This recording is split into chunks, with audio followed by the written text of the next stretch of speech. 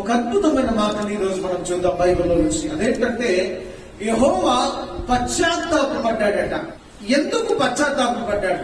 సహజంగా పశ్చాత్తాపపడేటువంటి గుణం ఎవరిదో తెలుసా? మనిషిని పశ్చాత్తాపపడేటువంటి గుణం. మనిషి తాను చేసిన తప్పిదాలను బట్టి కానీ, తాను చేసిన అతిక్రమ క్రియలను బట్టి కానీ, తాను చేసిన పాపాలను బట్టి కానీ, అయ్యో నేను ఈ రీతిగా చేయకుంటే బాగుండునేమో, నేను ఈ రీతిగా ప్రవర్తించకుంటే బాగుండునేమో, నేను ఎందుకు ఈ రీతిగా మాట్లాడాను, నేను ఎందుకు ఈ రీతిగా ప్రవర్తించాను, నేను ఎందుకు ఈ రీతిగా నా సొంత ఆలోచన చొప్పున చేశారు అని చెప్పేసి పశ్చాత్తాపపడడం అనేది మనిషి గుణం. దేవుని స్తోత్రం. కానీ దేవుని లక్షణం పశ్చాత్తాపపడేటువంటిది కాదు. ఎందుకు కాదు అంటే ఆయన ఎన్నడూ కూడా తప్పు చేయడు, ఎప్పుడు కూడా తప్పు చేయడు. పాపం చేసి పశ్చాత్తాపపడేటువంటి స్థితికి ఎప్పుడు నా దేవుడు రాలేదు. కానీ చాలా మందికి తెలియని వాస్తవం ఏంటంటే ఒక్కసారి పశ్చాత్తాపపడ్డాడు బైబిల్ గ్రంథంలో. ఒక్కసారి తాను ఆవేదన పడ్డాడు బైబిల్ గ్రంథంలో. అది ఎప్పుడు చూద్దామా? ఇశ్రాయేలులకు బహు శత్రువు అయిన అష్షూరు రాజ్యం మీదికి ఒక మహాప్రమాదకరమైన కోపాగ్ని రగులుకున్నప్పుడు, దేవుని యొక్క కోపాగ్ని రగులుకున్నప్పుడు ఆ కోపాగ్ని చల్లార్చడానికి ఓ ప్రవక్తను పంపుతాడు. అష్షూరు రాజ్యంలో ఒక మంచి పట్టణమైన నినివే అనేటువంటి మహాపురానికి ఒక యోనా అనేటువంటి మహాప్రవక్తను పంపుతాడు. దేవుని స్తోత్రం. అది దేవుని ప్రణాళిక. బహురోషము కలిగిన దేవుడు తన ప్రజలను ఎవరైనా వ్యతిరేకించారా, తన ప్రజల మీదకి యుద్ధం చేయడానికి ఇష్టపడుతున్నారా, లేదా తన ప్రజలను వారు పాపిష్టి వ్యక్తులై ఉండి పరిశుద్ధంగా ప్రవర్తించేటువంటి ప్రజల మీదకి యుద్ధాన్ని చాటిస్తే ఊరుకుంటాడా దేవుడు? ఊరుకుంటాడా? ఊరుకోడు. ఇది తెలిసి జరిగిన విషయం ఏంటో తెలుసా? యెహోవా కోపాగ్ని రగులుకున్నప్పుడు ఆ కోపాగ్ని రగులుకుంటుంది అని చెప్పడానికి ఒక మహాప్రవక్తను దేవుడే పంపుతాడు. ఎందుకంటే వాళ్ళ ప్రవర్తన సరి చేసుకుంటారని ఒక అవకాశం ఇద్దాం, ఒక ఆలోచన చెప్దాం. ఒకవేళ వారు సరి చేయబడితే, ఒకవేళ వారు సరి చూసుకోగలిగితే వారిని క్షమించదాం అని చెప్పేసి ఆలోచన కలిగి పంపిస్తాడు. ఇక్కడ ఒక ట్విస్ట్ ఉంటుందండి. అదేంటంటే యోనా ఈయన పంపుతాడు, కానీ ఈయన ఏమనుకుంటాడంటే, ప్రభా నేను ఎన్నిసార్లు చూడలేదు, నువ్వు ఎన్నోసార్లు నీ మనసు మార్చుకున్నావు, నీ ఆలోచన మార్చుకున్నావు, నీ బిడ్డలు కన్నీరు కాలిస్తే మరి ప్రార్థన ఆలకించావు, నీ బిడ్డలు ఉపవాసం ఉంటే కరిగిపోయావు, నీ బిడ్డలు రోధిస్తే నువ్వు వెంటనే నీ కోపాన్ని తగ్గించుకున్నావు. కాబట్టి ఈసారి కూడా అదే జరుగుతుంది, నాకు తెలుసులే అని చెప్పేసి ఆలోచన చేశాడు. చూద్దాం ఒక మాట యోనా గ్రంథంలో నుంచి 2 నినివే పట్టణస్థుల దోషము నా దృష్టికి బహుఘోరమాయను కనుక నీవు లేచి నినివే మహాపట్టణమునకు పోయి దానికి దుర్గతి కలుగున్నదని ప్రకటించుము. ఏమైందట? నినివే మహాపురానికి బహుఘోరమైన స్థితి సంభవించింది. ఇప్పుడు ప్రపంచానికి ఏం సంభవించింది చెప్పండి? ప్రపంచానికి ఏం సంభవించిందండి? లూకా సువార్త 11:30 యోనా నినివే పట్టణస్థులకు ఎలాగు సూచనగా ఉండెనో అలాగునే మనుష్య కుమారుడు కూడా ఈ తరము వారికి సూచనగా ఉన్నాడు. ఆనాడు యోనా ఏ రీతిగా సూచనగా ఉన్నాడో ఈ రోజు ప్రపంచానికి కూడా నా ప్రభు అయిన క్రీస్తు సూచనగా ఉన్నాడు. ఈ సంగతి తెలియని చాలా మంది యేసు ప్రభువా ఆయన దగ్గర మేమేంది వచ్చింది, ఆయన దగ్గరకు వస్తే త్రాగుడు మానేయాల, ఆయన దగ్గరకు వస్తే వ్యభిచారం మానేయాల, ఆయన దగ్గరకు వస్తే చెడ్డ పనులు మానేయాల, మా అలవాట్లు మానేయాల, మా మూర్ఖత్వాన్ని విడిచిపెట్టాలా, మా ఆహాన్ని విడిచిపెట్టాలా, మా వల్ల కాదు ఇది కనుక మేము ఆయన దగ్గరికి రా. ఆయన దేవతలు 33 కోట్ల మందిలో ఆడు కూడా ఒకడు అనుకుంటుంది ఈ లోకం. కానీ ప్రభువైన క్రీస్తులో అద్భుతమైన లక్షణాలు తెలిస్తే, అద్భుతమైన సుగుణాలు తెలిస్తే ఈరోజు ప్రపంచం ఆ రీతిగా అనుకునేది కాదు. ఆ రోజట యోనా ఏ రీతిగా అయితే నినివే మహాపురానికి సూచనగా ఉన్నాడో, ఈ రోజు కూడా యేసుక్రీస్తు ప్రభు ప్రపంచం పైకి వచ్చిన ఆపదకు, కష్టానికి, కన్నీళ్లకు తెలుసా, మహారాష్ట్రలో మారణహోమం జరుగుతుందండి. మారణహోమం ఒక రోజుకు కనీసం కొన్ని వేల మంది చనిపోతున్నారు. భారతదేశంలో కూడా కొన్ని వేల మంది చనిపోతున్నారు. కొన్ని లక్షల మందికి కోవిడ్ అవుతా ఉంది. లెక్కే లేదండి. ఏంటి కారణం అంటే మన అతిక్రమ క్రియలే, మన పాప క్రియలే, మన దోషభరితమైన క్రియలే. మన దోషభరితమైన పాపమే ఈరోజు ప్రపంచాన్ని పట్టి పీడిస్తుంది. అందుకే ప్రభు నీకు సూచనగా నీకు పాఠాన్ని నేర్పాలనుకున్నా. అయితే ఆ సమయం అందు ఆయన నువ్వు వెళ్ళి నువ్వు నినివేకు వెళ్ళు నాయన అని చెప్పేసి దేవుడు చెప్తే ఆయన ఏం చేశాడంటే నినివేకు వెళ్ళక తర్షీషుకు వెళ్ళాడు. మనిషి చాలా చెడ్డోడండి. దేవుడు ఏది చెప్పాడో దానికి వ్యతిరేక దిశలో చేయడమే మనిషి యొక్క సుగుణం, మంచి గుణం. వాడు అనుకుంటాడు ఇది నాకు మంచిది అని, వాడు అనుకుంటాడు ఇది నాకు మంచిది అని. దేవుడిని వ్యతిరేకిస్తే నేను గొప్ప అయిపోతాను అని అనుకున్నాడు ఏమో. ఈ మౌన ప్రవక్త ఏం చేశాడంటే దేవుడు నినివేకు వెళ్ళమంటే, దేవుడు ఫలానా కుటుంబానికి వెళ్ళమంటే, ఫలానా కుటుంబానికి ప్రమాదం ఉన్నదని ప్రకటించమంటే ఆయన ఏం చేశాడో తెలుసా, నేను వెళ్ళను నాయన, వాళ్ళు మంచోళ్ళు కాదు, వాళ్ళు చెడ్డోళ్ళు, వాళ్ళు ఎట్లాగో రక్షిస్తావు, వాళ్ళు దగ్గరికి వస్తారు, నాకు బాగా తెలుసు అని చెప్పేసి అనుకొని నినివేకు బదులుగా తర్షీషుకు వెళ్తున్నాడు. పడవ ఎక్కాడట. మళ్ళీ దొంగబండి ఎక్కుతున్నాడా? చాలా మంది దొంగబండి ఎక్కి ప్రభా నన్ను రక్షించు ప్రభా, నన్ను రక్షించు ప్రభా, నన్ను రక్షించు ప్రభా అని ప్రార్థన చేస్తారు. ఎంత విచిత్రమో కదా. బండి కూడా దొంగబండి ఎక్కుతారండి. బండి దొంగదా మనుషులు దొంగళ్ళ చెప్పండి. బండి దొంగలా మనుషులు దొంగలు.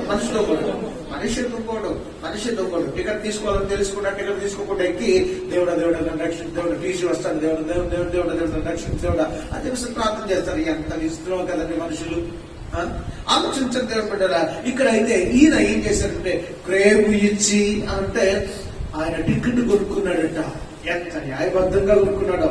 ఎటు వెళ్ళడానికి? దేవునికి వ్యతిరేకమైన ప్రయాణాలు చేయడానికి. పరిశుద్ధమైన ప్రయాణాలలో నిష్ట ఉండదు మనకు. పరిశుద్ధమైన ప్రయాణం చేసేటప్పుడు మనకు ఒక క్రమమైన పద్ధతి ఉండదు మనకు. ప్రతి నిత్యము ప్రార్థన చేయాలని, ప్రతి నిత్యము బైబిల్ గ్రంథాన్ని చదవాలని, ప్రతి నిత్యము నిష్ట కలిగిన భక్తి జీవితాన్ని చేయాలని, నీ భక్తి నీకు ధైర్యం పుట్టించాలని, దేవుని విషయంలో నువ్వు నిష్ట కలిగిన క్రైస్తవ జీవితాన్ని గడపడానికి నీకు ఇష్టం ఉండకపోవచ్చు. దేవుని స్తోత్ర. కానీ దుష్ట సంబంధమైన ఆలోచనలు మాత్రం భలే నిష్టగా ప్రవర్తిస్తూ ఉంటారండి. ఆయనట క్రేవ్ ఇచ్చాడట. క్రేవ్ అంటే సుంకం ఇచ్చాడట. 5వ వచనం నుంచి. కాబట్టి నావికులు భయపడి అప్పుడు ఏం జరిగింది? క్రేవిచ్చి ఆయన ఆ ఓడ ఎక్కినప్పుడు భయంకరమైన తుఫాన్ వచ్చిందట. దేవుని స్తోత్ర. నువ్వు చేసే పని యథార్థమైనదైతే, నువ్వు చేసే పని మంచి పని అయితే దేవుడు నీకు మంచి చేస్తాడు. నువ్వు చేసేది దుర్మార్గపు వ్యవహారం అయితే ఖచ్చితంగా నీకు పాఠాన్ని నేర్పుతాడు. ఫిక్స్ అయిపో. 4వ వచనం. అయితే యెహోవా సముద్రం మీద పెద్ద గాలి పుట్టించగా సముద్రమందు గొప్ప తుఫాను రేగి ఓడ ప్రొద్దలైపో గతి వచ్చను. ఆమె దేవుని స్తోత్ర. హల్లెలూయా. ప్రద్దలైపోతుందా? నా కుటుంబం చెక్కలైపోతుందా? నా భార్య విడాకులు తీసుకుంటుందా? నా భర్త విడాకులు తీసుకుంటాడా? నా కుటుంబంలో అలజడి రేగుతుంది, నా కుటుంబంలో ఆపద రేగుతుంది, నా కుటుంబం పైకి ఉప్పిడి వస్తుంది, నా కుటుంబం పైకి తుఫాన్ వస్తుంది. ఏంటో నా కుటుంబ పరిస్థితి నాకే అర్థం కావట్లేదు. నేను ప్రార్థన చేస్తున్నాను, కానీ ప్రార్థన ఏమాత్రం కూడా నా దేవుడు ఆలకిస్తున్నాడో లేదో అని చెప్పేసి భయం వేస్తాను. ఎందుకు భయం? ఇది ఎందుకు వచ్చింది భయం చెప్పనా? దేవుని మాట వినందుకు, దేవుని మాట పైన శ్రద్ధ లేనందుకు, ఏదో నామకార్థంగా వెళ్ళమన్నావు కాబట్టి వెళ్తున్నాను అని చెప్పి ఎక్కడికి వెళ్తున్నాడు? తన ఇష్టము చొప్పున చేస్తున్నాడు, తన కోరిక చొప్పున పరిగెత్తుతున్నాడు, తన ఆలోచన చొప్పున పరిగెత్తుతున్నాడు. తను ఎక్కడికి వెళ్తున్నాడో తెలియకనే ప్రయాణం చేస్తున్నాడు. దేవులారా, తుఫాను రేగి గాలి పుట్టి సముద్రం పైన తుఫాను రేగిందట. ఆ పడవ పైన కొట్టిందట. పడవ రెండు ప్రొద్దలైపోతుంది అన్నట్టుగా భయం వేస్తుందట. ఈరోజు చాలా మంది కుటుంబాలు ప్రొద్దలైపోతాయేమో, చాలా మంది ఆత్మీయ జీవితం చెక్కలైపోతుందేమో, కుటుంబంలో అలజడులు వస్తున్నాయి, ఆటంకాలు వస్తున్నాయి, శ్రమలు వస్తున్నాయి, ఇబ్బందులు కలుగుతున్నాయి. అసలు నేను ఉంటానో లేదో అని భయం కలుగుతుంది కదా. నేను ఒకటే చెప్తున్నాను, నువ్వు దేవుని ఇష్టానుసారంగా నడిచేటువంటి బిడ్డవా, దేవుని ఆలోచన చొప్పున నడిచేటువంటి కుమార్తెవా, ఖచ్చితంగా ఏ ఆపద నీకు రానే రాదు. ఒకవేళ కాదు, నా ఇష్టమే, నా చిత్తమే, నా ఆలోచనలే జరగాలి అని కోరుకుంటున్నావా, ఖచ్చితంగా ఆపద నీ వెనువెంటనే ఉంటుంది. జాగ్రత్త. దేవుని స్తోత్రం. హల్లెలూయా. అయితే ఈయన కూడా ఎక్కాడు. సముద్రం పైన అలలు కొట్టాయి, భయంకరమైన తుఫాను రేగింది, ఘోరమైన అలజడి జరిగింది. అయితే అల్లాడిపోతున్నారు వాళ్ళందరూ కూడా. బోర్డు నావికుడు వచ్చేసి, అయ్యా ఏంటి ఈ ప్రమాదం ఎలా వచ్చింది, అసలు ఎందుకు వచ్చింది అని చెప్పేసి అర్థం కాక అందరూ తన్మయత్వం చెందుతున్నప్పుడు ఒక ఆయన ఆ చివరిలో పడుకుని ఉన్నాడట. ఎవరు ఏం చేస్తున్నాడు? పడుకున్నాడు. నాకేం చింత లేదు, నాకు దేవుడు ఉన్నాడు. నేను వెళ్తున్న చెడ్డ మార్గమైనప్పటికి కూడా నాకు దేవుడు ఉన్నాడు. మనం కూడా చాలాసార్లు అనుకోలేదు ఇలాగా. మనం చేసిన తప్పని మనకు తెలిసి కూడా దేవుడు ఉన్నాడులే, ఏం కాదు నాకు, నా ప్రయాణంలో దేవుడు ఉంటాడులే, ఏం కాదు నాకు, నా ఆయుష్ని కాపాడుతాడులే, దేవుడు అడలే, ఏం కాదు నాకు అని చెప్పేసి అనుకుంటాడు. కాబట్టి గుర్తు పెట్టుకున్నాను దేవుళ్ళారా, ఇక్కడ కూడా ఆయన అదే అనుకుంటున్నాడు. గాఢ నిద్రలో ఉన్నాడట. అప్పుడు వచ్చి ఆ యజమానుడు వచ్చి ఒక మాట అంటాడు. ఓడి నాయకుడు వచ్చి అంటున్నాడు, ఒక అన్యుడు అండి, ఒక దేవుడి ప్రవక్తనండి, ఒక మహాబోధకునండి ఏమంటున్నాడు తెలుసా? ఓయి నిద్రపోతా. ఏమొచ్చింది చెప్పండి. చాలా మందికి ఏమొచ్చిందండి? ఈ రోజు పడుతున్నారు, ఏమొచ్చింది వాళ్ళకు? ఈ రోజు రెస్ట్ తీసుకుంటున్నారు, ఏమొచ్చింది వాళ్ళకు? ఏమొచ్చిందండి? తిక్కలేసింది. మాటలు చెప్పాలంటే తిక్కలేస్తున్నారు. నిజమే. పని బాగానే ఉంది, పన్నుందని పడుకుంటున్నావేమో, పన్నుందని రెస్ట్ తీసుకుంటున్నావు, పన్నుందని అలసిపోయానని అనుకుంటున్నాను. నేను అలసిపోయినట్టు మీరు అలసిపోలా. వాస్తవం నమ్మాలి. చాలా అలసిపోయినాను, కానీ ప్రభు బాధ్యత చెందిన రావడం నాకు ఇష్టం. దేవుని స్తోత్రం. దేవుని బిడ్డలారా, ఆలోచించండి. గాఢ నిద్రలో ఉన్న వ్యక్తి దగ్గరికి వచ్చి, చాలా మంది నిద్ర పోకున్నా కూడా నిద్రపోయి నటించే వాళ్ళు చాలా మంది ఉంటారు. నటించమని లేపితే లేస్తాడా? లేవడు. కానీ నిద్రపోయిన వాడిని లేపితే వెంటనే లేచి కూర్చుంటాడు. ఇక్కడ జరిగేది ఆయన గాఢ నిద్ర ఉండగా ఎవరైతే కొల్లి ఓయి నిద్రపోతా, ఏమొచ్చింది నీకు? మేమందరం లేచి మా దేవుళ్ళకు ప్రార్థన చేస్తున్నాం, మేమందరం లేచి మా దేవుళ్లకు అంగలాంటి చేస్తున్నాం. నువ్వెందుకు ప్రార్థన చేయట్లేదు? నువ్వెందుకు నీ దేవునికి విన్నపాలు చేయట్లేదు? నీ దేవుని సలు ఎందుకు కన్నీరు కాచట్లేదు అని చెప్పేసి అడిగాడట. ఎవరు అడిగాడు? ఆ ఓడ నాయకుడు వచ్చి అడుగుతున్నాడు. అడిగితే ఈయన ఏం సమాధానం చెప్తున్నాడు? వినండి ఒకసారి. లేచి నీ దేవుడికి ప్రార్థన చేయి, కనికరం ఉంచునేమో అని. అంతలో ఎవరిని బట్టి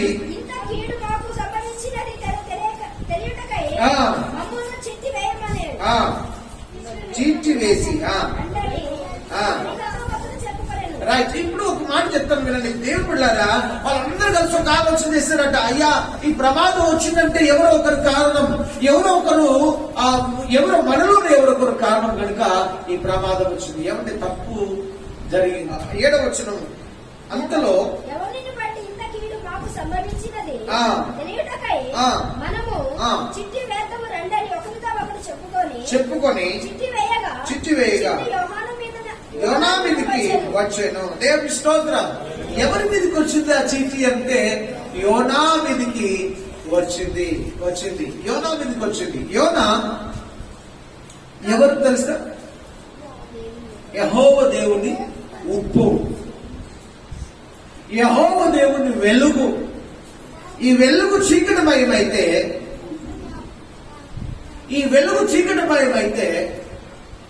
ఈ వెలుగు నిజంగా అది అందరిని వెలిగించకపోతే ఆ ప్రమాదం ఎంత గొప్పదో, ఆ చీకటి ఎంత గొప్పదో ఖచ్చితంగా ఈ వెలుగు వెళ్ళి ఆ తర్షీషు అనేటువంటి ఆ ప్రాంతాన్ని వెలిగించాల్సిన బాధ్యత కలిగి ఉన్నాడు. లేదా ఆ నినివే అనేటువంటి ప్రాంతాన్ని వెలిగించాల్సిన బాధ్యత కలిగి ఉన్నాడు. అది తెలిసిన తరువాత కూడా నా ఇష్టం చొప్పున చేస్తాను, నాకు నచ్చినట్టుగా ప్రవర్తిస్తాను అనేటువంటి భావన చాలా చెడ్డ లక్షణం. అందుకే దేవుడు ఏం చెప్తున్నాడు మన జీవితాలలో, దేవుడు ఏం చెప్తున్నాడు, ఏమి చేయాలని కోరుతున్నాడు, ఎలాంటి ఆలోచన కలిగి ఉన్నాడు అనేటువంటి ఆలోచన చేయడం గొప్ప సంగతి. చూద్దాం, అక్షరం నుంచి 9వ వచనం నుంచి అర్థం. నేను హెబ్రీయుడును సముద్రములకు భూమికి సృష్టికర్త అయిన ఆకాశవంతుడు దేవుడైన యెహోవా భయభక్తులు గలవాడనై ఉన్నాను. భయభక్తులు ఉన్నోడైతే రాంగ్ రూట్ లో ప్రయాణం చేస్తాడా? ఇప్పుడు ఓ ట్రాఫిక్ పోలీసు ఉన్నాడు సిగ్నల్ దగ్గర. మనము రైట్ రూట్ లో రావాలి వాస్తవానికి, కానీ మనం రాంగ్ రూట్ లో పరిగెత్తుతున్నాం. అప్పుడు ఏం చేస్తాడు పోలీసులు వచ్చి? ఆఫీస్ ఏం చేస్తాడు? ఫైన్ వేస్తాడు. ఇక్కడ ప్రభు కూడా అదే చెప్తున్నాడు. బాబు, నువ్వు రాంగ్ రూట్ లో వెళ్తున్నావు, నీ రూట్ కరెక్ట్ కాదు, నీ మార్గం కరెక్ట్ కాదు, నీ ఆలోచన కరెక్ట్ కాదు, నీకు నేను పాఠాన్ని నేర్పాలి అని చెప్పేసి చెప్తున్నాడు. వదిలేస్తాడా? రాంగ్ రూట్ లో వెళ్తా ఉంటే వదిలేస్తాడా? ఒకవేళ వదిలేయచ్చు ఈ లోకంలో ఉన్న పోలీసు వాడు, ఒకవేళ వదిలేయచ్చు ఈ లోకంలో ఉన్న ట్రాఫిక్ వాడు, కానీ ఖచ్చితంగా నా దేవుడు మాత్రం వదలడు. మనం వెళ్తున్న రాంగ్ రూట్ మన దేవుడికి తెలుసా తెలియదా? మనం చేస్తున్న ప్రతి అతిక్రమ క్రియ దేవుడికి తెలుసా తెలియదా? మనం ఆడుతున్న ప్రతి అబద్ధం దేవుడికి తెలుసా తెలియదా? ప్రతిదీ తెలుసండి, ప్రతిదీ స్పష్టంగా తెలుసు నా దేవుడికి. కనుక దేవుడులారా గుర్తు పెట్టుకుందాం, మన జీవితాలలో తప్పు జరగకుండా, తప్పు దొరలకుండా, తప్పుడు ఆలోచనలు రాకుండా, తప్పుడు వ్యవహార శైలి లేకుండా ఖచ్చితంగా జాగ్రత్త పడదాం. ఆ తర్వాత చూస్తే ఆ 14వ వచనం కూడా కాబట్టి యెహోవా నీ చిత్త ప్రకారము నీవే దీన్ని చేసితివి. ఆమె దేవుని స్తోత్రం. కాబట్టి వారు యెహోవా నీ చిత్త ప్రకారముగా నీవే దీన్ని చేసితివి. ఏమండి, ఎవరు చేశారు చెప్పండి? తుఫాను రప్పించింది ఎవరు? గాలితో ఆ పడవను కొట్టింది ఎవరు? అల్లాడిపోయేటట్టుగా చేసింది ఎవరు? ప్రార్థన ఆలకించింది ఎవరు? ప్రార్థనకు విజ్ఞాపన ధ్వనిని విన్నది ఎవరు? వారు తీసి ఎక్కడ పడేశారట? ఆయన పైగా ఏం చెప్తున్నాడో తెలుసా? నేను భూమికి ఆకాశములకు సర్వశక్తుడైన దేవుడికా ప్రియదాసుని, అలాగే నేను భయభక్తులు కలిగిన దేవుని బిడ్డను, భయభక్తులు కలిగిన దేవుని కుమారుణ్ణి. దేవుడు అంటే నాకు చాలా ఇష్టం, దేవుడు అంటే నాకు బహు ప్రేమ, ఆయన మాట అంటే భయం ఎక్కువ, ఆయన మాటకు నేను గౌరవించేవాడిని చెప్తున్నాడు. ఆలోచించండి దేవుళ్ళారా, నిజంగా ఆయన చిత్తాన్ని చేసేవాడైతే ఈ ఆపద వచ్చేదే కాదు. ఇక్కడ ఆయన చెప్తున్న మాట ఏంటంటే, ఇవన్నీ కరెక్టే, నా దేవుడు గొప్పోడే, నా దేవుడు అద్భుతకరుడే, ఆలోచనకర్తే, కానీ మీరేం చేస్తారంటే ఇవన్నీ తీసి బయటపడేస్తున్నారు కదా, ఇవన్నీ ఖాళీ చేస్తున్నారు కదా. ఖాళీ చేయడం కాదు, మొట్టమొదటి నన్ను ఖాళీ చేయండి, నన్ను తీసి సముద్రంలో పడవేయండి, అప్పుడు ఈ ఆపద మీకు రాదు అని సెలవిచ్చారు. 2 కాళ్ళు పట్టారు, 2 చేతులు పట్టారు, అటు ఇటు 2 సార్లు ఊపారు, తీసి సముద్రంలో విసిరి కొట్టాడు. విసిరి కొట్టగానే ఒకటి రెడీ చేసి పెట్టాడు దేవుడు. నువ్వు ఎన్ని తప్పులు చేసినా, నువ్వు దేవుడిని వ్యతిరేకించినా, దేవుడిని దూషించినా, దేవుడు ఎవడు, యేసుప్రభు ఎవరు, యేసుప్రభు నా కొరకు రక్తం కాచాడు నువ్వు చెప్తే నేను వినేది ఏంది, నేను మందిరానికి వచ్చేది ఏంది, నేను మందిరంలో ప్రార్థన చేసేది నాకు అవసరము లేదు అని చెప్తున్నాను. ఒకవేళ గుర్తుపెట్టుకో, నువ్వు ఎన్ని అతిక్రమ క్రియలు చేసినా నా దేవుడు నీకు పాఠాన్ని నేర్పిస్తూనే ఉంటాడు. ప్రతి కష్టాన్ని బట్టి నువ్వు ఒక పాఠాన్ని నేర్చుకోవాలి. ప్రతి కన్నీటిని బట్టి నువ్వు ఒక పాఠాన్ని నేర్చుకోవాలి. ప్రతి ఆపదను బట్టి నువ్వు ఒక పాఠాన్ని నేర్చుకోవాలి. పాఠాన్ని నేర్చుకుంటూ మన బ్రతుకును సరి చేసుకుంటూ ప్రభు నామములో మనం ఒక అద్భుతమైన లక్షణము కలిగిన వారిగా అదితే గొప్ప సంగతి. 15వ వచనం, యోనా ఎత్తైన సముద్రంలో పడవేయగానే సముద్రము పొంగకుండా ఆగిందట. దేవుని స్తోత్రం. ఆపద సల్లానిందండి. ఎవరిని బట్టి వచ్చింది ఆపద? యోనాను బట్టే కదా. ఎవరిని బట్టి వస్తుంది మన జీవితంలో, మన కుటుంబంలో ఆపద? నన్ను బట్టే కదా. నన్ను బట్టే కదా. నా అతిక్రమ క్రియలను బట్టే కదా. నేను చేస్తున్నా, నేను చేసుకుంటున్నా చిన్న చిన్న తప్పుదాలను బట్టే కదా అని చెప్పేసి గ్రహింపగలిగిన వాడే నన్ను తీసి పడేయండి, నన్ను తీసి ఎత్తి పడేయండి అని చెప్పి చెప్పాడు. ఎప్పుడైతే తీసి పడేశారో వెంటనే సముద్రము ఆగిపోయింది. 16వ వచనంలో చూస్తే ఆ మనుషులు మిగుల భయపడి, ఎవరండి వాళ్ళు అంటే అన్యులు. వాళ్ళు ఏం చేశారు అంటే యెహోవాకు మిక్కిలి భయపడ్డారట, బహుగా భయపడ్డారట. భయం లేనిది ఎవరికో తెలుసా?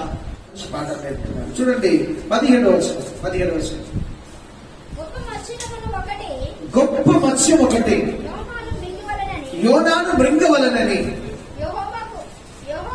ఆ యెహోవా నియమించి ఉండగా యోనా 3 దినము ఆ మత్స్యం కడుపులో ఉండెను.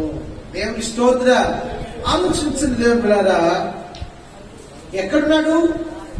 కంపులో ఉన్నాడు. మామూలుగా చేపలు కడగడం అంటే చాలా మందికి ఇష్టం ఉంటుందా? చాలా మందికి ఇష్టం ఉండదు. తినడం చాలా మందికి ఇష్టం. దాన్ని ఫ్రై చేయడం చాలా మందికి ఇష్టం. దాన్ని కడుపు నుండి ఆరగించడం చాలా మందికి ఇష్టం. కానీ దాన్ని కడగడం మాత్రం, ఆ కప్పును భరించడం మాత్రం, ఆ కడుపులో ఉన్నవన్నీ తీసి పక్కన వేయడం మాత్రం చాలా చెడ్డ చిరాకు. చాలా చెడ్డ చిరాకు. ఎక్కడ పెట్టాడో తెలుసా? యోనాను తీసుకెళ్లి ఆ మీనా గర్భంలో పెట్టాడు. అప్పుడు భరించలేక అర్థపని చేస్తున్నాడు, అంగలాస్తున్నాడు. కరోనా రాకముందు ప్రార్థన చేయం, కష్టం రాకముందు ప్రార్థన చేయం, ఆపద రాకముందు ప్రార్థన చేయం. కానీ ఆ సూచనలు కనబడుతున్నప్పుడు అమ్మో ఎంత భక్తి వచ్చేస్తుందో మనుషులకి, ఎంత ప్రార్థనా జీవితం వస్తుందో మనుషులకి, ఎంత అంగార్పు పొంది వస్తుందో మనుషుల్లో నుంచి, ఎంత కన్నీరు వస్తుందో మనుషుల్లో నుంచి. నిజమేనండి. ఈరోజు చాలా మందిని గమనిస్తే ఆ కష్టం వచ్చినప్పుడే, ఆ బాధ వచ్చినప్పుడే, ఆ బాధ రుచి ఎరిగినప్పుడే అయ్యో నేను ఈ కష్టంలోకి రాకపోతే ఎంత బాగుండు అనేటువంటి ఆలోచన వచ్చేస్తా ఉంటుంది. ఇక్కడ బైబిల్లో చెప్పింది కూడా అదేనండి. యోనా గ్రంథం 1:17, గొప్ప మత్స్యం ఒకటి యోనాను మృంగవలనని యెహోవా నియమించెను ఉండగా యోనా 3 దినములు. ఎన్ని దినాలు ఉన్నాడండి? 3 దినాలు ఉన్నాడు. 3 దినాలు మీనా గర్భంలో ఉన్నాడు. ఎవరైనా ఉండగలరా? ఎవరైనా ఆ కంపును భరించగలరా? అంటే ఒక్కసారి కాదండి, కనీసం మనం అయితే 10 సార్లు గడుపుకుంటాం. మన చేతులు కంటిన ఆ మత్స్యం యొక్క స్మెల్ గాని, ఆ చేప యొక్క స్మెల్ గాని, ఆ వాసన వస్తేనే భరించలేమండి. అలాంటిది యోనా ఏ రీతిగా 3 దినాలు ఉన్నాడో ఒకసారి ఆలోచన. అంటే బహు కఠినమైన శిక్ష అండి, బహు కఠినమైన శిక్ష.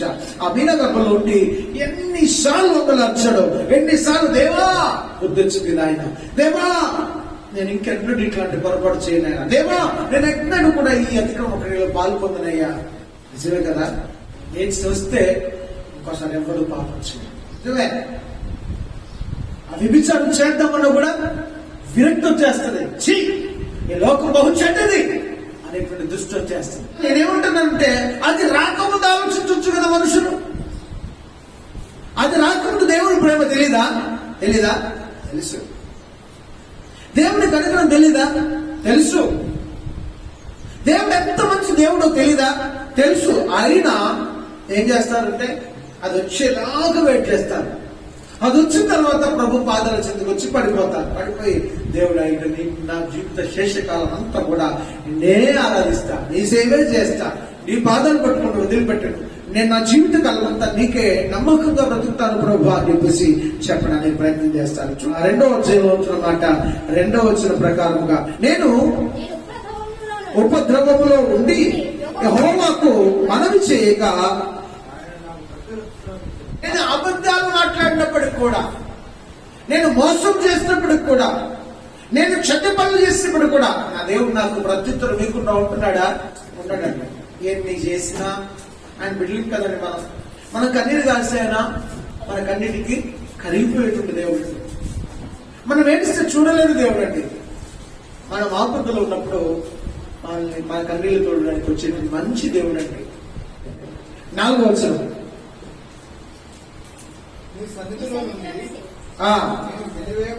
వెలివేయబడినను నీ పరిశుద్ధాలయము తట్టు మరలా చూచుదని అనుకుంటే, ఒకసారి వెలివేయబడ్డాను నేను, ఒకసారి వెళ్ళిపోయాను నేను. అందరం అంటే గౌరవం లేదు, దేవుడు అంటే గౌరవం లేదు, సేవకులంటే గౌరవం లేదు, ఆత్మీయులంటే గౌరవం లేదు, పరిశుద్ధమైన బ్రతుకంటే గౌరవం లేదు, పాపం అంటే బహు ఇష్టం, శాపం అంటే బహు ఇష్టము, రోగం అంటే బహు ఇష్టము. వాటి కొరికే తాపత్రయపడుతూ వారి కొరికే పని చేసిన సొమ్మంతటిని కూడా వ్యర్థంగా ఖర్చు చేస్తూ, వ్యర్థంగా ఖర్చు పెడుతూ, వ్యర్థమైన వాటి కొరకు నీ ధనాలు ఉపయోగిస్తూ పరిగెత్తి పాపం చేస్తుంటే ఖచ్చితంగా ఒకరోజు దేవుడు నీకు పాఠాన్ని నేర్పక మానడు. బైబిల్ అంతా చెప్తుంది. నేను కన్నీరు కార్చగా, నేను ఆత్మధ్వని చేయగా, నేను నీ మందిరం వైపు మరలా తిరగక నువ్వు నన్ను హత్తుకుంటేవి, నువ్వు నన్ను ఎత్తుకుంటేవి. అదే ప్రేమ నా యేసయ్య ప్రేమ. నువ్వు ఎన్ని అతిక్రమాలు చేసినా, ఎంత దౌర్భాగ్య స్థితిలో బ్రతికినా, లోపలి నల్లని జనాంగంగా బ్రతికిన, మెడవచ్చిన జనాంగంగా మనం బ్రతుకుతున్నప్పటికి కూడా క్రీస్తు నిన్ను నన్ను ఎప్పుడు వచ్చినా చేర్చుకుంటాను నా కుమారుడు. ఏ స్థితిలో వచ్చినా చేర్చుకుంటాను నా కుమార్తె. ఏ పరిస్థితిలో వచ్చినా నువ్వు నా సన్నిధికి రమ్మని ఆహ్వానిస్తున్నాడు. ఎప్పుడు ఆయన చూపులు నీ వైపే, నా వైపే. కానీ నేను పాపం చేస్తూనే ఉండడం క్షేమము కాదు. ఎట్లాగో ఎప్పుడైనా తీసుకుంటాడులే, ఎప్పుడైనా నన్ను హత్తుకుంటాడులే, నన్ను ఎత్తుకుంటాడులే, కాబట్టి ఇప్పుడు ఎందుకు పోవడం, ఇంకో 4 రోజులు పాపం చేసినాక పోతానులే అని చెప్పి అనుకుంటున్నావా? 4 రోజులు నీకు ఉన్నాయో లేవో నీకే తెలియదు. నీ రేపు నీకు తెలీదు, నా రేపు నాకు తెలియదు, ఈ ప్రపంచంలో ఎవ్వడికి తెలియదు, ఈ ప్రపంచంలో ఏ ఒక్కడికి తెలియదు. రేపేమి జరుగునో ఎవరికి తెలియదు అని గుర్తుపెట్టుకున్నాను. ఈ రోజే మనది సాధ్యమైతే ఈ రోజే మన బ్రతుకులను సరి చేసుకున్నాం. ఈ రోజే మన బ్రతుకులను తీర్చిదిద్దుకోవడానికి ప్రయత్నం చేద్దాం. 2వ అధ్యాయము 8వ వచనం,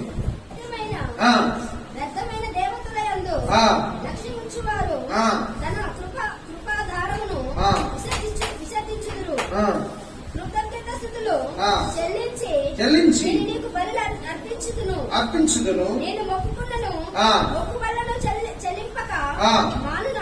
మానునా మొక్కుబడులను మానను. చేసుకున్నా మన మొక్కుబడులను అది చేసుకుని ఉంటాను. నువ్వు ఇలా చేస్తే బాగుంటాను, నువ్వు ఇలా చేస్తే నన్ను రక్షిస్తే నేను ఇలా చేస్తాను కానీ, లేదా నా కుటుంబాన్ని దీవిస్తే ఇలా చేస్తాను కానీ, అలా చేస్తాను కానీ, లేదా నీ మందిరం ఇది చేస్తాను కానీ, అది చేస్తాను కానీ చెప్పుకున్నామా? చెప్పుకుంటే వెంటనే చేయమంటుంది దేవుడు వాక్యం. ఆయన కూడా అదే అంటున్నాడు, నేను మానను. నేను నీకు మొక్కుబడులను మానను. మనం ఎన్ని సంవత్సరాల నుంచి వాయిదా వేస్తున్నాము? మనం ఎన్ని సంవత్సరాల నుంచి వాయిదాల మీద వాయిదాలు వేస్తూనే ఉన్నాం మేము. దేవుని స్తోత్రం. కొంతమంది మొక్కుకొని 3 సంవత్సరాలేమో, కొంతమంది మొక్కుకొని 5 సంవత్సరాలేమో. నువ్వా ఇలా చేస్తాను, అది చేస్తాను, ఇది చేస్తాను. నేను అది చెప్తాను. దేవుడికి మాట ఇచ్చామా ఖచ్చితంగా అది మనకు క్షేమం, మన క్షేమం. 3-4 వస్తుంది.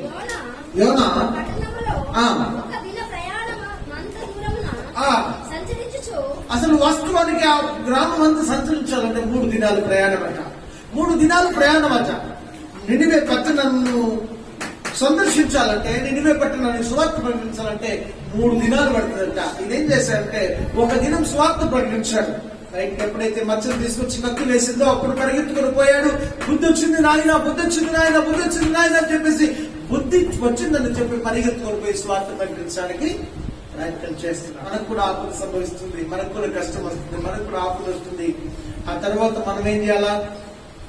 మన ప్రజలకు, మన కుటుంబాలకు, తెలియని ప్రజలకు, తెలియని ఆత్మీయులకు ఏం చేయాలా? ప్రభువులో స్థిరపరచడానికి ప్రయత్నము చేయాలి. మనం అది చేయకుండా ఎన్ని కథలు చెప్పిన దేవుడు వినేటువంటి అమాయకుడు కాడు. ఎన్ని స్టోరీలు చెప్పినా దేవుడు ఫుల్ పడింది నాయన, ఫుల్ కష్టంగా ఉంది నాయన, నేను అలసిపోయింది నాయన, నాకు గాయమైంది నాయన, నాకు ఆపద వచ్చింది నాయన, నాకు ఆ కష్టం వచ్చింది నాయన, ఈ కష్టం వచ్చింది నాయన, ఇవన్నీ మాటలు వినడానికి నేను అమాయకుడిని కాదు బాబు అని చెప్తున్నాను. యోనా ఆ పట్టణంలో 1 దిన ప్రయాణము అంత దూరము సంచరించు ఇంకా 40 దినములు ఆ. ఆ. ఆ. చేయగా ఆ. ఆ. ఒక్కరు మాస్టర్ గారు ఒక్కడే ఉపవాసం ఉన్నాడా? సంఘస్థుల్లో ఒక్కరే ఉపవాసం ఉన్నారా? మాస్టర్ గారు ఒక్కరే ఉపవాసం ఉన్నదా? కాదు కాదు కాదు. ఎవరు ఉపవాసం ఉన్నారు? ఆ పట్టణంలో ప్రతి ఒక్కరు ఉపవాసం చేస్తారండి. ఈ ఆపద మా నుంచి తొలగిపోవాలంటే, ఈ కష్టం మా నుంచి తొలగిపోవాలంటే, ఈ ఆపద మా బిడ్డలకు సంభవించకూడదంటే, మా కుటుంబాలకు సంభవించకూడదంటే మేమేం చేయాలి? భక్తిలో బ్రతకాలి. అప్పటి వరకు అన్య దేశం అండి, అశ్షూరు దేశం అన్య దేశం అండి. అప్పటి వరకు క్రైస్తవ దేశం కాదు, క్రీస్తుని ఎరిగిన ప్రజలు కాదు. అయినా ఎప్పుడైతే యోనా ద్వారా ప్రకటించబడిందో, యోనా ద్వారా స్వార్థ తెలియపరచబడిందో ఆ క్షణమందే ఆ దేశం అంతటా ఉపవాసం చాటించారట. ఆ దేశంలో అందరూ కూడా ఉపవాసం చేశారట. 9వ వచనం, ఆ. ఆ దుర్మార్గములను విడిచి ఆ. చేయు బలాత్కారమును మానివేయవలెనని మనుషులేమి పశువులేమి సమస్తమును గోనెపట్ట కట్టుకొనవలెనని ఆ. మనస్పూర్వకముగా దేవుని ఆ. ఆ. ఆ. ఒకసారి ఆలోచించండి. ఆ మాట ఎప్పుడైతే విన్నారో వెంటనే ప్రార్థన చేయడానికి ప్రారంభించారు, ఉపవాసం ఉండడానికి ప్రారంభించారు. వాళ్ళు ఒక్కడే కాదు, వాళ్ళ ఇంట్లో ఉన్న పశువులను కూడా, వాళ్ళు దాసులను కూడా, వాడుకున్న సమస్తాన్ని కూడా భక్తి చేద్దాం. మనం బ్రతకాలి కదా, మనం దేవుణ్ణి ఆరాధించాలి కదా, ఆ నిజమైన దేవుణ్ణి ఆరాధిద్దామని చెప్పేసి ఆలోచన చేశారు. అందరు కలిసి ఉపవాస ప్రార్థన చేశారు. ఆ తర్వాత ఏం జరిగింది అంటే ఒక మహాద్భుతము సంభవించింది. 10వ వచనం అంతా చదువుదాం. ఆ నినివే వారు తమ చెడు నడతలను మానుకొనగా వారు చేయించున్న క్రియలను దేవుడు చూచి పశ్చాత్తప్తుడై వారికి చేతునని అనుకొనిన మాట ఇచ్చిన కీడు చేయక మానెను. ఏం జరిగింది అంటే తను చేస్తానన్నాడే కీడు, తగులబెడతానన్నాడే, కాల్చి వేస్తానన్నాడే. ఎప్పుడైతే నినివే పట్టణస్థులకు ప్రకటించబడిందో వారు మారు మనసు పొందారు, వారు మార్చబడ్డారు, వారు ప్రభు కొరకు బ్రతకాలని నిశ్చయించుకున్నారు, వారు ఉపవాస ప్రార్థన చేశారు. అదే సొదొమ గొమొర్రా పట్టణాలను కూడా గమనించగలిగితే అక్కడ కూడా దేవదూతలు వెళ్ళారు. అక్కడ కూడా లోతున్నాడు, నీతిమంతుడని లోతున్నాడు. అక్కడ కూడా నీతిమంతుడు సుమారుగా చాలా సంవత్సరాల నుంచి ప్రకటన చేస్తున్నాడు. కానీ ఎవరైనా ఆయన మాట విన్నారా? ఎవరు వినలా. శివుడికి తన భార్య వినలేదు, తన బిడ్డలే వినలేదు, తన సొంత వాళ్ళే వినలేదు, తన అల్లుళ్ళే వినలేదు.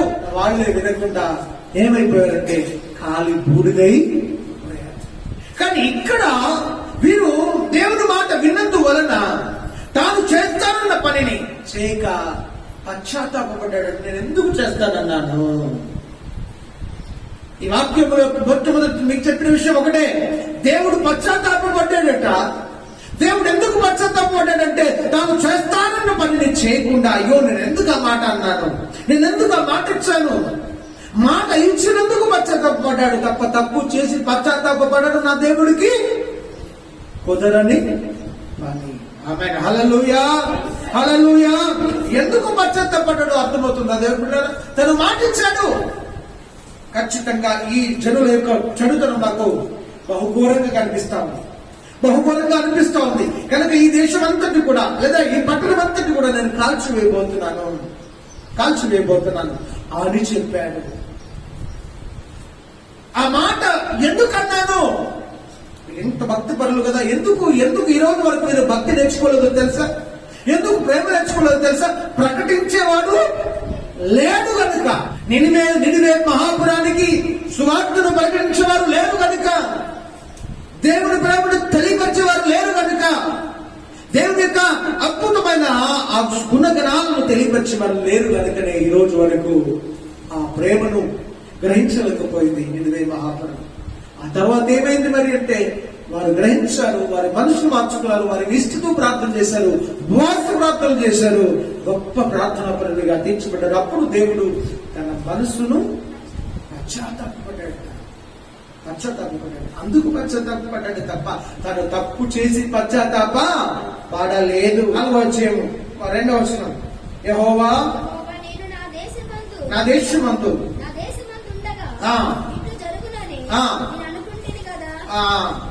ఎవరంటున్నారు ఈ మాట? యోనా అంటున్నాడు, ప్రభు నాకు ఇది ముందే తెలుసు, నువ్వు మనసు మార్చుకుంటావని నాకు తెలుసు, నువ్వు వారిని ప్రేమిస్తావని నాకు తెలుసు, వారు అన్ని జనులైనా నీ వైపు తిరిగితే ఆ ప్రజలు నువ్వు కనికరిస్తావని నాకు తెలుసు.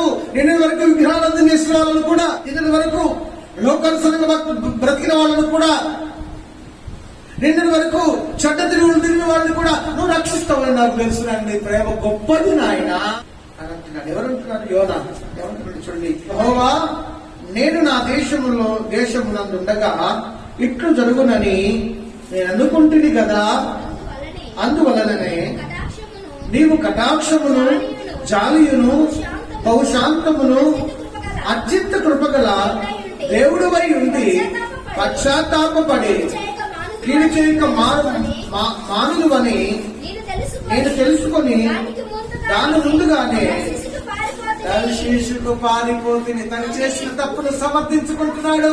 ఇలాంటి గొప్ప వ్యక్తి ఎవరైనా ఉన్నారంటే మనం కూడా సేమ్ క్యారెక్టర్. నేను ఎందుకు తప్పు చేశాను? ఎవరైనా నిన్ను అడిగారా, నువ్వు తప్పు చేస్తున్నావు బాబు ఇలా చేయకూడదు నాయన అని అంటే మనమేం చెప్తాం తెలుసా?